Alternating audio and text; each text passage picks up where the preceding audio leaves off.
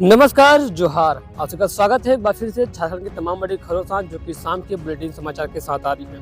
आपको पता चले कि आज मुख्यमंत्री आवास में ईडी ने मुख्यमंत्री हेमंत सोरेन से बातचीत की, जिसमें मुख्यमंत्री आवास से बाहर निकलने के बाद झारखंड के स्वास्थ्य मंत्री और कांग्रेस नेता बन्ना गुप्ता ने कहा कि सब कुछ समान है, हम डरे हुए नहीं हैं। उन्होंने यह भी कहा कि एजेंसियों का दुरुपयोग नहीं होना चाहिए, उन्हें कानून के मुताबिक काम करना चाहिए। बजट सीएम हेमंत सोरेन से पूछताछ के दौरान ईडी के अधिकारियों ने कुछ दस्तावेज मंगाए हैं। सीएम से लंबी पूछताछ होने वाली है। ईडी की टीम अपने साथ आधे दर्जन से ज्यादा फाइलें और खाने पीने का भी सामान लेकर आई है। सीएम आवास की सुरक्षा भी लगातार बढ़ाई जा रही है। अतिरिक्त सीआरपीएफ के जवान बुलाए गए हैं। अतिरिक्त सीएम आवास की सुरक्षा धीरे धीरे सख्त होती जा रही है, पर पहले से ही भारी संख्या में सुरक्षा बलों की तैनाती थी। अब महिला सुरक्षा बल को तैनात भी किया गया। सीएम आवास के बाहर महिला सुरक्षा बल भी तैनात है। तो दूसरी ओर हेमंत सोरेन से लिपटकर रोने लगे इरफान अंसारी। सीएम ने कहा, मैं कहीं नहीं जा रहा। बदले के ईडी के 8वें समन के बाद आखिरकार सीएम हेमंत सोरेन ने पूछताछ के लिए हामी भरी दी, लेकिन कुछ शर्तों के साथ सीएम ने शर्त रखी थी कि ईडी ऑफिस नहीं जाएंगे, बल्कि खुद ईडी अधिकारी को सीएम आवास आकर पूछताछ करनी होगी। कुछ पूछताछ के लिए सीएम ने 20 जनवरी की दोपहर 12 बजे के बाद का समय दिया था। ईडी के अधिकारी उनकी सारी शर्तों को मानते हुए सीएम आवास पहुंचे हैं। आखिरकार आज सीएम हेमंत सोरेन ईडी से का आलोचना कर रहे हैं। ईडी के अधिकारी सुरक्षा के घेरे में सीएम आवास पहुंचे हैं। ईडी के एडिशनल डायरेक्टर भी मौजूद हैं। इधर सीएम हेमंत सोरेन को समर्थन देने के लिए सत्ता पक्ष के कार्यकर्ता पारंपरिक हथियार के साथ मुख्यमंत्री आवास के बाहर पहुंचे हुए हैं। दूसरी ओर विधायक इरफान अंसारी का एक वीडियो सामने आया है, जिसमें वे काफी भावुक नजर आ रहे हैं। वीडियो में देखा जा रहा है कि इरफान अंसारी सीएम से निपटकर फुटफुट रो रहे हैं। तभी हेमंत सोरेन उनकी पीठ पर हाथ रखकर कहते हैं कि मैं कहीं नहीं जा रहा। तो दूसरी ओर 23 जनवरी को तुरफा आएंगे मुख्यमंत्री। तैयारियों को लेकर उपायुक्त ने की बैठक। बदले की अबुआ आवास योजना को लेकर 23 जनवरी को आयोजित होने वाली कार्यक्रम को मुख्यमंत्री हेमंत सोरेन शामिल होंगे। कार्यक्रम तुरफा के एनएचपीसी मैदान में कार्यक्रम आयोजित किया जाएगा। कार्यक्रम की तैयारी को लेकर आयुक्त उपायुक्त लोकेश मिश्र की अध्यक्षता में समाहरणालय सभागार में बैठक किया गया। तो दूसरी ओर 2 फरवरी से चलेगी झारखंड से अयोध्या के लिए स्पेशल ट्रेन। बजले के दशकों बाद भगवान राम की जन्मभूमि पर मंदिर का सपना पूरा होने जा रहा है। अयोध्या के राम मंदिर में रामलला की मूर्ति का प्रवेश भी हो गया है। रामलला की प्राण प्रतिष्ठा 22 जनवरी को होना है। इसी की तैयारी जोर शोर से हो रही है। प्राण प्रतिष्ठा के लिए अनुष्ठान जारी है। इस भव्य स्वागत समारोह में शामिल होने के लिए राजनीतिक, खेल, शिक्षा सहित जगत की कई हस्तियों, वैज्ञानिकों, साधुसंतों और भगवान श्री राम में अनोखी आस्था रखने वालों का निमंत्रण भेजा गया है।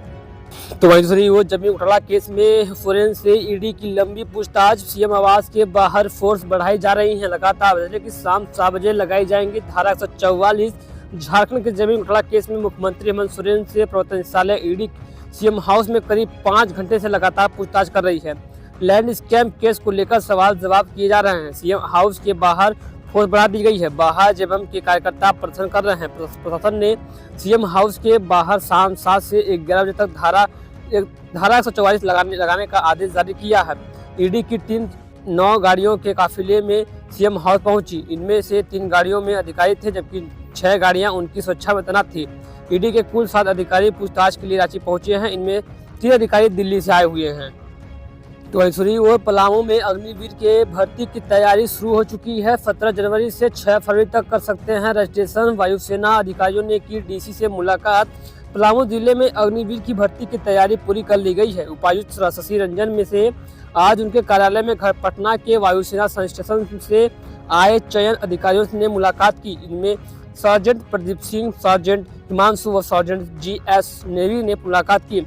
चयन अधिकारी ने उपायुक्त को एयरफोर्स में 17 जनवरी से प्रारंभ हुए अग्निवीर भर्ती के संबंध में बताया। उन्होंने उपायुक्त से इस भर्ती प्रक्रिया का जिले के अधिकारी व योग्य छात्रों के बीच प्रचार करने हेतु सहयोग की मांग की है। इस पर उपायुक्त ने जिला शिक्षा पदाधिकारी व जिला जनसंपर्क पदाधिकारी को आवश्यक सहयोग करने हेतु निर्देशित किया है।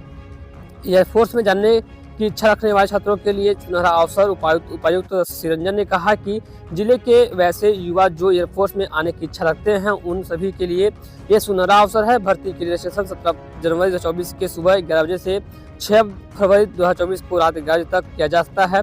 भर्ती संबंधित नोटिफिकेशन अधिकारी वेबसाइट पर देखा जा सकता है। तो दूसरी ओर जामताड़ा में 10 साइबर अपराधी गिरफ्तार। क्यूआर कोड के सहारे करते थे ठगी। बड़ी कंपनियों के नाम से बाधे थे फेक हेल्पलाइन नंबर। जामताड़ा में पुलिस ने 7 साइबर अपराधियों को गिरफ्तार किया है। आरोपी गूगल में बड़ी कंपनियों के नाम से फर्जी नंबर डालकर लोगों को ठगी करते थे। इस संबंध में पुलिस अधीक्षक को गुप्त सूचना मिली थी। इसी के आधार पर छापेमारी की गई। इस मामले में पुलिस ने मुन्ना अंसारी, फिरोज अंसारी, सुल्तान अंसारी और इमरान अंसारी, महबूब अंसारी, जावेद अख्तर, रहीम अंसारी, इमरान अंसारी और जमाल अंसारी को गिरफ्तार किया है।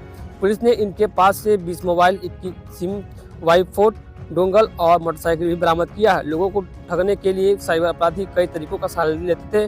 कैशबैक के नाम पर लोगों से ठगी करने के लिए अपना QR कोड भेजते थे और लोग झांसे में आकर कैशबैक की लालच में इनके पास पैसे भेजते थे। इनके अलावा यह पूरा गिरोह गूगल में विभिन्न ई-कॉमर्स कंपनियां, ई-पेमेंट कंपनियों, उपभोक्ता सामग्री कंपनियों के कस्टमर केयर नंबर के रूप में अपना फर्जी मोबाइल नंबर डालकर उपभोक्ताओं का कॉल प्राप्त करने, उनकी आने वाली समस्या का निपटारा करने के नाम पर उनके मोबाइल पर क्विक सपोर्ट एनी टैक्स जैसे मोबाइल से शेयरिंग ऐप डाउनलोड करवाकर उनसे सारी बैंक की गोपनीय जानकारी प्राप्त साइबर ठगी करना। साइबर अपराधी मूल रूप से बिहार और बंगाल में ठगी करते थे। तो वहीं वो धनबाद में 22 जनवरी को खास आयोजन की तैयारी। अयोध्या में प्राण प्रतिष्ठा को लेकर धनबाद में कलश यात्रा और 3 दिनों की राम कथा। धनबाद में हीरापुर दुर्गा मंदिर नवयुवक संघ के द्वारा शनिवार को तेलीपाड़ा स्थित दुर्गा मंदिर से कलश यात्रा निकाला गया है। यह कलश यात्रा हीरापुर तेलीपाड़ा दुर्गा मंदिर से शुरू होकर लमपम्पू तालाब तक गया। तेलीपाड़ा से दुर्गा मंदिर में 3 दिवसीय राम कथा का आयोजन किया जा रहा है। इसके पहले दिन भक्तों के द्वारा कलश यात्रा निकाला गया है। इस कलश यात्रा में सैकड़ों की संख्या में श्रद्धालु शामिल हुए हैं। तो इसलिए वो फुटपाथ विक्रेता संघ ने प्रशासन को सौंपी मांग, पैदल चलकर किया विरोध प्रदर्शन, लगाया निगम पर आरोप, नियम के तहत नहीं हुआ काम। बता कि धनबाद में फुटपाथ विक्रेता संघ ने प्रशासन के सामने 9 मांग रखी है। फुटपाथ विक्रेता संघ के द्वारा धनबाद के गोल्फ ग्राउंड से लेकर रणधीर वर्मा चौक तक पैदल मार्च किया गया। जिला प्रशासन को 9 सूत्रीय मांग पत्र सौंपा और रणधीर वर्मा चौक पर धरना प्रदर्शन के जरिए नगर निगम के खिलाफ नारेबाजी की गई। इस दौरान संघ के सदस्य एक दूसरे पर आरोप प्रत्यारोप लगाते रहे। फुटपाथ दुकानदार विक्रेता संघ के अध्यक्ष भगवान दास ने कहा कि 2014 वेंडर एक्ट जो वेंडर के लिए भारत सरकार ने बनाया, उस एक्ट के तहत नगर निगम कहीं भी काम नहीं कर रही है। स्ट्रीट वेंडर अपने आप को असुरक्षित महसूस कर रहे हैं और सरकारी पैसे की लूट मची हुई है। नगर निगम वेंडर जोन 2 जगह बनाई गई है, मगर वहां आज भी दुकान जाने चाहते हैं। वहीं फुटपाथ रोजी रोटी उपार्जन संघ के अध्यक्ष श्याम मजूदा ने कहा कि नगर निगम झरिया और धनबाद कोहिनूर मैदान में फुट 8 दुकानदारों के लिए वेल्डिंग जोन बना तो दिया है, मगर वहां पर दुकान जाना नहीं चाहते। हम लोगों ने रास्ता की मांग की है ताकि दुकानदार वहां पर अपना दुकान लगा सके। इसके साथ ही नगर निगम फुटपाथ दुकानदारों पर कार्रवाई करती है और के सामान को जब्त कर अपने साथ ले जाती है, जिसका फुटपाथ संघों ने विरोध किया है। झारखंड में लगातार बदल रहा है मौसम। बता दें कि झारखंड में बादल छटने के बाद ठंडी बढ़ चुकी है। 21-22 जनवरी को कोहरे का येलो अलर्ट जारी कर दिया गया है। अगले 5 दिन तापमान में ज्यादा बदलाव नहीं देखने को मिलेगा। झारखंड में हल्की और मध्यम दर्जे की बारिश के बाद अब आसमान से बादल हटने लगे हैं। बादल हटने के बाद तापमान में गिरावट दर्ज की गई है। वहीं यही वजह है कि राजधानी रांची सहित राज्य के कई जिलों में ठंड बढ़ गई है। झारखंड में अब मौसम शुष्क रहने की संभावना है। हालांकि 22 और 23 जनवरी को कोहरे और धुंध को लेकर येलो अलर्ट जारी किया गया है। रांची समेत पूरा झारखंड 3 दिन के कोहरे की चपेट में है। शुक्रवार को कोहरे के कारण 9 फ्लाइट रद्द कर दी गई। वहीं एक विमान को डायवर्ट कर दिया गया। झारखंड में अब बारिश की संभावना नहीं है। बारिश के बाद आसमान साफ होंगे। तापमान में 3 से 4 डिग्री तक गिरावट आने की संभावना जताई जा रही है। तापमान में गिरावट आएगी तो मौसम में ठंडक बढ़ेगी। राज्य में अधिकतम तापमान 24 डिग्री सेल्सियस और न्यूनतम तापमान 9 डिग्री सेल्सियस तक रहने की संभावना है। राज्य में बदलते मौसम और बढ़ती ठंड की वजह से ही बच्चों के स्कूल के समय में बदलाव किया गया है। बदलते मौसम की वजह से बच्चों की सेहत पर असर पड़ रहा है। तो वही वो गुमला से एक दिल दहला देने वाली खबर सामने निकल के आ रही है। गुमला में 12 साल की बच्ची 5 महीने की प्रेग्नेंट मौसा ने 12 महीने पहले किया रेप। शिकायत के बाद पीड़िता को लेकर भागा गिरफ्तार। झारखंड के गुमला में एक 12 साल नाबालिग बच्ची के साथ दुष्कर्म हुआ है। लड़की 5 महीने की प्रेग्नेंट है। पीड़िता के साथ उसके 37 साल के मौसा ने रेप किया। 7 महीने पहले आरोपी ने बच्ची को घर में अकेला पाकर उसके साथ दुष्कर्म किया, घटना को अंजाम दिया। मामले को लेकर गुरुवार को देर शाम पीड़िता की मां ने उसे साथ लेकर थाना पहुंची और लिखित आवेदन देकर कार्रवाई की मांग की है। इसके बाद गुमला थाना की महिला पुलिस पीड़िता को लेकर सदर अस्पताल आई और उसकी मेडिकल जांच कराई गई। मेडिकल जांच में पता चला है कि पीड़िता 5 महीने की गर्भवती है। इधर मामले का खुलासा होने के बाद आरोपी पीड़िता को लेकर शहर से दूर एक गांव में जाकर छिप गया। इसके बाद रिश्तेदारों द्वारा काफी खोजबीन के बाद दोनों को पकड़ा गया। थाना में मामला दर्ज होने के बाद पुलिस ने शहर के हुसैन नगर निवासी 37 साल के आरोपी मोहम्मद अफरोज को गिरफ्तार कर लिया है। तो ऐसी वो झारखंड के सहायक अध्यापक पार्थ शिक्षकों का जल्द मिल सकता है मानदेय। बैंक चली जा चुकी है एडवाइजरी, कल तक मानदेय आने की उम्मीद जताई जा रही है। पहले की सभी कई प्रखंडों की एडवाइजरी बैंक भेजा चुकी है और कई प्रखंडों की एडवाइजरी जल्द ही पहुंचेगी, जिसके बाद आप सभी का मानदेय मिल जाएगा। जो सहायक अध्यापक है, पार्थ शिक्षक है, काफ़ी समय से मानदेय की मांग कर रहे थे लेकिन मानदेय नहीं मिल पाया था, लेकिन अब उम्मीद जताई जा रही है कि जल्द से जल्द आप लोग का मानदेय आएगा। कल है संडे और मंडे तक में आपका मानदेय आने की उम्मीद पूरी तरीके से 100% जताई जा रही है, क्योंकि बैंक को एडवाइजरी भेज दिया गया है। एडवाइजरी भेजने के बाद जल्द से जल्द आपका मानदेय स्वीकृत कर दिया जाएगा, यानी कि सोमवार को आपका मानदेय आने की उम्मीद अधिकतम जताई जा रही है।